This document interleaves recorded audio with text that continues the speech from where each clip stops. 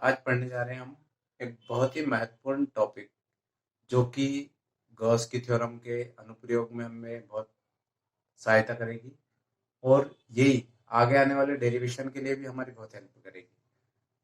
तो इसके लिए हमें पढ़ना होगा चार्ज डिस्ट्रीब्यूशन या आवेश का वितरण।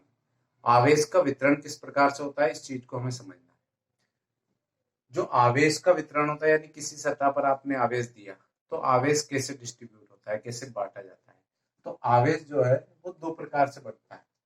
पहला जो है वो है असतत आवेश वितरण। असतत आवेश वितरण मतलब जहां पर आवेश की मात्रा सब जगह पे अलग अलग हो, कहीं पर अधिक आवेश हो, कहीं पर कम आवेश हो, यानी जो आवेश का जो वितरण होता है वो असमान रूप से होता है। तो इस प्रकार का जो वितरण होता है उसको बोलते हैं असतत वितरण। जैसे यहाँ पर आप देख रहे हो, यहाँ पर अधिक मात्रा में आवेश है, यहाँ पर कम आवेश है, यहाँ अधिक आवेश है, यहाँ अधिक आवेश है, यहाँ कम आवेश है। तो हम इसमें देखा कि कई जगह तो आवेश बहुत अधिक है और कुछ जगह पर आवेश बहुत कम है। तो इस प्रकार का जो आवेश वितरण होता है उसको असतत आवेश वितरण कहते हैं।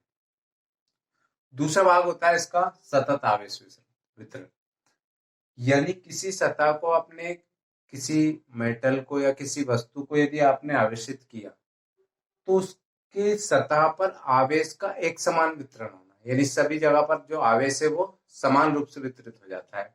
तो इस प्रकार का जो वितरण होता है उसको सतत आवेश वितरण कहते हैं। यानी आवेश, यहाँ पर आप देख रहे होंगे कि आवेश जो है वो पूरे पृष्ठ पर एक समान रूप से वितरित है।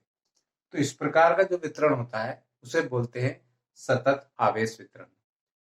क्योंकि हमारे चैप्टर में हमें पढ़ना है सतत आवेश वितरण, इसलिए अब हम सतत आवेश वितरण के लिए पढ़ेंगे कि सतत आवेश वितरण कितने प्रकार का होता है, क्या होता है, उसको पढ़ेंगे।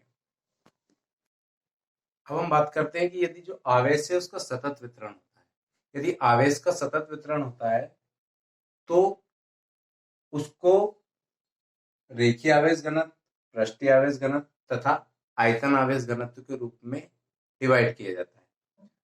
बात करते हैं कि रेखीय आवेश घनत्व क्या होता है, रेखीय पृष्ठीय आवेश घनत्व क्या होता है और आयतन आवेश घनत्व क्या होता है। यदि मान लेते हैं कि कोई एक लंबाई का तार है या एल लंबाई का तार है, उस एल लंबाई के तार के ऊपर यदि आवेश वितरित किया जाता है, मान लेते हैं कि एक एल लंबाई का एक तार है, इसके ऊपर यदि आवेश का वितरण हुआ तो इस प्रकार का जो वितरण है उसको बोलते हैं रेखीय आवेश घनत्व। रेखीय आवेश घनत्व को लैम्डा से प्रदर्शित करते हैं और लैम्डा इक्वल टू होता है क्यू अपॉन एल। क्यू यानी आवेश और एल जो है वो लंबाई, यानी पृष्ठीय आवेश, रेखीय आवेश घनत्व लैम्डा बराबर क्यू बटे एल। यानी सीधी सी आप परिभाषा निकाल सकते हो कि एकांक लंबाई पर या किसी चालक की एकांक लंबाई पर आवेश की मात्रा को रेखीय आवेश घनत्व कहते हैं। रेखीय आवेश घनत्व लैम्डा बराबर क्यू अपॉन एल। अब आप चाहो तो इसका ऐसा ही मात्रक निकाल सकते हो। आवेश का जो मात्रक है वो कूलम्ब और लंबाई का जो मात्रक है वो मीटर। तो आप आसानी से कह सकते हो कि रेखीय आवेश घनत्व का मात्रक होता है कूलम्ब पर मीटर। यानी रेखीय आवेश घनत्व में क्या होता है कि जब किसी चालक की लंबाई पर आवेश का वितरण होता है तो उस कंडीशन में वो जो आवेश घनत्व होता है उसको बोलते हैं रेखीय आवेश घनत्व। अब हम दूसरे की बात करते हैं, पृष्ठीय आवेश घनत्व। पृष्ठीय आवेश घनत्व, मान लो आपके पास कोई पृष्ठ है और उस पृष्ठ के क्षेत्रफल पर यदि आवेश का वितरण होता है तो इस प्रकार का जो आवेश घनत्व है उसे पृष्ठीय आवेश घनत्व कहते हैं। यहाँ पर देखो आपको एक सीट दी हुई है, एक चादर है, इसके ऊपर आवेश का वितरण हो रहा है, यानी समान रूप से वितरण हो रहा है। तो इस कंडीशन में जो पृष्ठीय आवेश घनत्व होता है उसको बोलते हैं सिग्मा, और सिग्मा इक्वल टू होता है क्यू अपॉन ए। क्यू आवेश और ए जो होता है इस पूरे चादर का क्षेत्रफल, यानी सिग्मा बराबर हुआ एकांक क्षेत्रफल पर आवेश की मात्रा।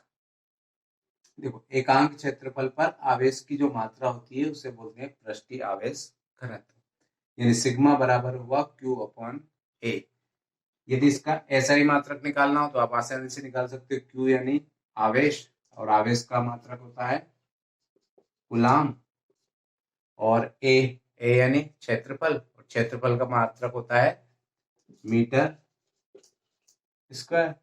इसलिए पृष्ठीय आवेश घनत्व सिग्मा का जो एसआई मात्रक वो हुआ कूलाम प्रति वर्ग मीटर।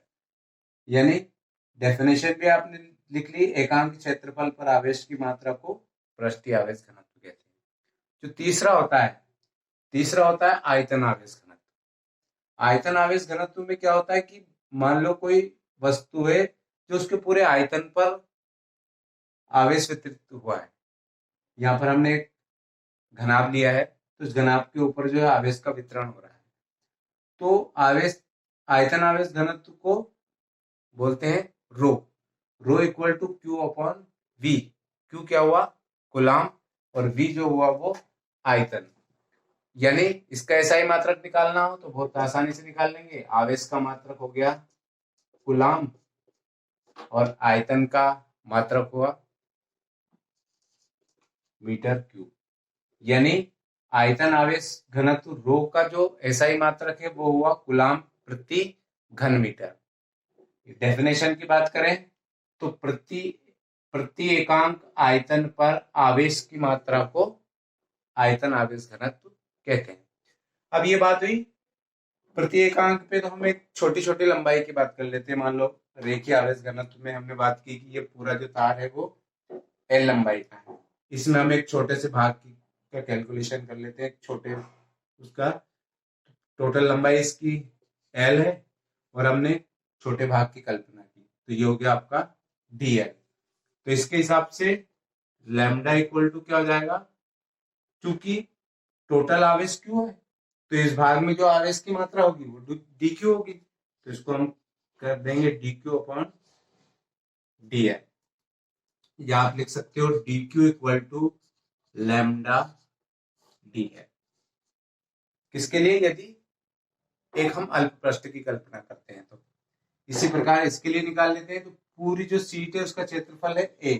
यदि हम एक छोटे से भाग का कैलकुलेशन करते हैं, छोटे से भाग की तुलना करते हैं, तो छोटे से भाग की तुलना करेंगे तो ये हो जाएगा आपका सिग्मा इक्वल टू, चूंकि आवेश भी इस पर पूरा आवेश Q है और इस पर जो आवेश वितरित होगा वो dQ होगा, तो इसको हम लिखेंगे dQ अपॉन dA, या आप निकाल सकते हो dQ equal to sigma dA। इसी प्रकार आप इसके लिए निकाल सकते हो। तो यहाँ पर पूरा जो आयतन है वो V है, और किसी एक इसके अंदर के अल्प पृष्ठ की बात करें तो ये हो जाएगा rho equal to dQ upon dV। तो dQ इक्वल टू हो जाएगा रो dV। तो ये वाला जो चैप्टर है आवेश वितरण, ये गॉस की थ्योरम के जो अनुप्रयोग है उनके लिए बहुत इंपॉर्टेंट है, और इसके बाद आने वाले जो डेरिवेशन है उनके लिए बहुत इंपॉर्टेंट है। इसलिए इसको बहुत अच्छे से हमें समझना है कि लेमडा क्या होता है, सिग्मा क्या होता है, रो क्या होता है, और आवेश वितरण क्या होता है। इसके बाद आगे की चीजें आपको बहुत आसानी से समझ में आना शुरू हो जाएगी।